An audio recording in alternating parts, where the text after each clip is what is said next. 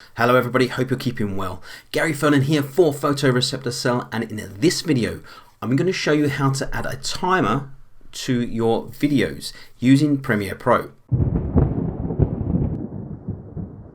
So once you've imported your videos into Premiere, there may be times on occasions that you would like to put a timer into or onto your videos. Now the two videos I've got here are videos that I've taken using my action camera on my bike. So if I just run through this first video here,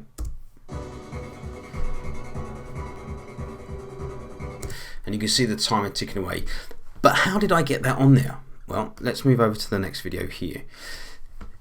It's actually very simple. If you come over to your projects panel and on your new item, select transparent video. Now you can just leave the settings as they are in default. Take that transparent video layer and drag it on top of the video in which you would like the timer to appear.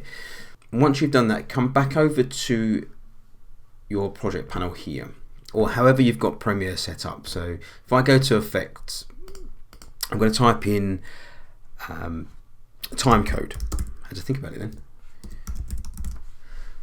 So time code comes up.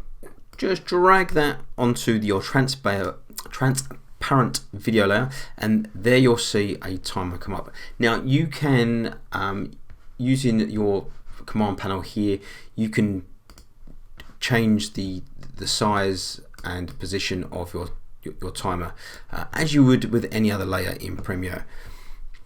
Okay, so but as you can see here, we've got seconds, we've got tenths of a second, and then into hours and days.